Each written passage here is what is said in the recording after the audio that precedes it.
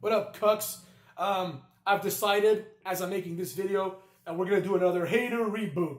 You can call this hater season -1. We're starting from scratch. What does this mean? This means that every video I've made in the past, I might remake again.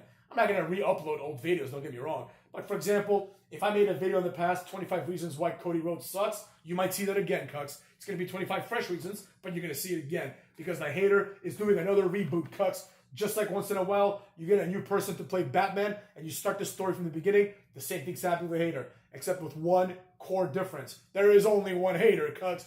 Anyone can play the Batman. Only I am the hater, you dig? Number one. Number two, last time I did this, I started with a Karrion Kross video, and people were still angry, I guess, about why I thought Karrion Kross sucked. So that reboot went really well. We have experienced unprecedented growth these last few months in the hater, and the hater intends on growing. My goal, if you must know, is to get to 5,000 subs by the end of the year. Once I get to that, I will reveal my next goal, which is to surpass certain specific people on the internet in certain metrics. But we'll get to that later. Let's get to 5,000. Hit that subscribe button, hit that like button, and if you can, share your boys' videos. Come back, do what you can to get the message across, because we're not fucking around here. You know what I'm saying? People can hate on the hater all they want, but there is only one. Now, with that being said, let's get to the video at hand.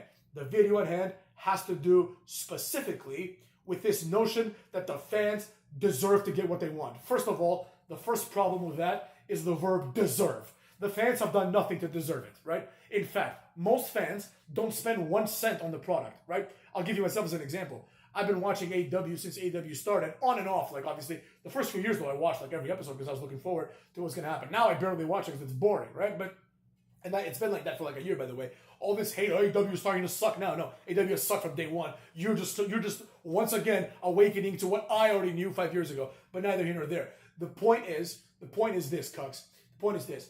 There's this notion that the fans deserve something, right? As an AEW fan, quote unquote, myself, right? I recently bought the AEW video game on sale for like $30 at GameStop, right? So I've spent $30 on AEW. I have not spent 1 other cent on this. Now, I've watched the episodes, but typically I DVR them. And back in the day, I could DVR them and just fast forward the commercials, right? Nowadays, I use Hulu Live TV. So, like, sometimes you might see a commercial, but even then, I can just fast forward it. So, like, I'm giving them no ad revenue whatsoever, basically, right? But that's not here or there. The point is, most fans don't do anything. So the notion that the fans should deserve something is absurd, right?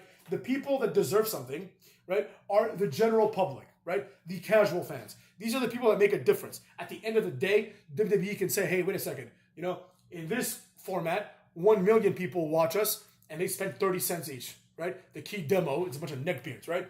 But in this other format, we get $8 million, and they spend maybe even 0 cents each. But it doesn't matter, because 8 million eyes, right, with advertisers knowing what they're doing, that will attract a lot more people. I recently got into a debate with this dork about, like, the ethics of streaming something live illegally. And I told him, I was like, this is basically stealing. And the guy was like, well, UFC would prefer to have more eyes. Not eyes that aren't paying, dumbass, right? He's like, well, maybe like the sponsor doesn't take into account thieves that are going to stream it illegally, right? Like, if you're a sponsor, and I don't know, you want to, like, promote, let's say, Prime Energy drink, right? And you know that people are going to pirate it. You don't care about what they're going to watch, right? These people are people that steal. They might go steal your drink. They're not going to pay for it, cuts. So the point is, more viewership equals better ratings. And the fans have no idea how this works, right? The fact, plain as day, motherfucks, is as follows, right? When WWE and AEW and TNA and anybody started listening to the neckbeard demographic, which is about 1 million people, right? The neckbeard demographic took over, and the neckbeard demographic has led to an alienation from everybody else, right? It's really that simple. Triple H goes and reads like dorks, you know, on whatever, Reddit or something, right? He goes in and reads this bullshit probably, or more likely than not, he has a nerd that does this for him, right? And he bases his booking decisions and his signings on this, right? That's why we've gone from signing people like, I don't know, Carlito in his prime, signing people like Jericho, right, obviously, Stone Cold, The Rock, people that were bigger, larger, amazing wrestlers, right? People that stood out, you know? Even nowadays, we have a few. You know, don't get me wrong, it's not like it's complete zeros, right? we went from those people to Sami Zayn and Kevin Owens. And what happens is you sign Sami Zayn and Kevin Owens, and now you have to continue with the nerd demographic who tells you these guys are talented. And then all of a sudden, before you know it, Sami Zayn is a 4-time Intercontinental Champion. You know? So, you know what I mean? Now you're stuck with him, right? It's like now you've invested 7 years or 8 years or 10 years, however long it's been, on Sami Zayn, who's a cuck, right? And you're like, shit, what do I do with this guy? I gotta push him, right? And then before you know it, he's not drawing any dimes, and the same million people who are a mixture of neckbeards and people that have just watch wrestling because they really, really like it, like myself and like you guys, right? These people are going to stick around and watch it in some capacity, one or another, but they're not happy, right? I'll tell you something. My fiance, for Christmas, I think it was for Christmas, she wanted to buy me and her WrestleMania tickets, 2 nights, right? And I was like, no thanks. She was like, oh, why not? You know, I want to do something nice. And I said to her, I said, I don't want to go. Straight up, I just don't want to go. I don't think it's worth the trip. I don't think it's worth paying for the hotels. And honestly, I'm not sure it's worth my time, right? If I watch it from the comfort of my own couch, that's different because I can be on my phone, I can do other things. I don't have to be in the cold, right? I really didn't want to go, right? That would have been thousands of dollars that WWE would have made, and of course, they made it anyways. It's not like, oh, we didn't buy the tickets and then they didn't sell them, right? But the more demand that there would be, the higher the prices would be, Cuts. It's called supply and demand. And the fact is what the fact is, you know? It's as simple as that. The truth is that people place too much value on the fans, right? Like this idea that the fans, if the fans aren't happy, they won't watch. Well, a lot of people during the Attitude Era weren't happy. During the Attitude Era, I wanted Jeff Hardy to be WWE champion, or WWF champion, I should say, because he was my favorite. I wanted Eddie Guerrero to win every match he was in, because he was one of my favorites, right? I wanted The Rock to win every match possible. He was one of my favorites, right? I never wanted Edge and Christian to beat the Hardy Boys. No, I love the Hardy Boys, and I didn't give a shit about Edge and Christian back then, right? But guess what? I didn't get what I wanted.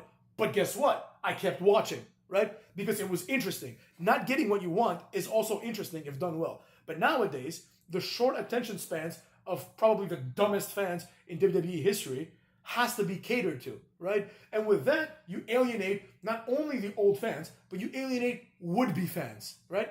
My fiance made a really good point while we're watching the main event of night 2. She said, wait a second, this is the same guy. She didn't really pay attention to night 1. She was like, this is the same guy that The Rock beat night 1? And I said, yeah. He hit the rock bottom, he hit the people's elbow, and he pinned him. And she was like, so he lost yesterday, and now he wants to be champion? You know, this is what a complete casual fan would say, right? It doesn't make sense. Oh, the guy that's fighting for the championship today lost yesterday, so why is he fighting for the championship, right? Now, obviously, I'm not going to sit there and explain to her how the Royal Rumble works because, quite frankly, she doesn't care, right? And I like being around her. She might find out the kind of neckbeard I am and be like, peace, I don't like this wrestling jobber, right? But, which would never happen, of course, but you understand my point. The point is that a casual person who doesn't understand wrestling is going to say, wait a second, the champion lost yesterday. Why? You know what I mean? And she was like, well, if The Rock beat him yesterday, like, and he becomes champion today, why wouldn't The Rock just say, I'm the real champion, I beat you, right? You know, that's how people think. People that aren't neckbeards. You see what I'm saying? That's how the world works. Placating the fans is not going to work long term. Long term, what you need to do is think long term, right? Pushing Cody Rhodes as the face of a new era is stupid because he's got, let's say at most, 5 years. And he really doesn't have 5 years because once he gets to 40, you're not going to be a main eventer at 40. Let's be honest, right? Like at 40, they're going to be like, oh shit, we need to find a new guy that's going to be here for a bit longer, right? You know, look at like Seth Rollins, right? He's had, you know, obviously it would be a lie to say that he hasn't had a successful WWE career, right? He's never main evented WrestleMania. He's never really had like a big moment. I mean, I personally think he did main event WrestleMania when he cashed in the Money in the Bank, but he hasn't really had that big moment, right? The big moment was like a throwaway squash match against Lesnar and then cashing in, right? He hasn't had his moment, like his real main event, right? Where he's advertised as part of the main event and people look forward to seeing him in the main event. He hasn't, right? But he's been a successful champion. And in my opinion, Seth Rollins represents something that is organic. Now, is he a complete goof? Yes. Is he effeminate? Yes. In my opinion, he's probably gay because I don't think any real man would wear a dress that often unless they were gay. But that's neither here nor there. If he's gay, good for him. I don't care. But the point is, he has made a career for himself, right, by being reliable and being a decent wrestler, right? So all his negatives aside, right, he's someone that has been around for a long time and he's been, quote unquote, at the top for a long time. I mean, personally, I think he's a mid-carder, but he has had moments at the top for quite some time, right? And Cody Rhodes hasn't. He is someone that gets pushed for no reason, right? Why? Because listen to the fans. Kofi Kingston is someone that's been a mid-carder his whole life. He gets pushed for no reason. Why? Listen to the fans. Daniel Bryan was a multiple-time champion already, but he was kind of a mid-carder. So, but they push him. Why? Listen to the fans, right? And how many of those yielded any results? None.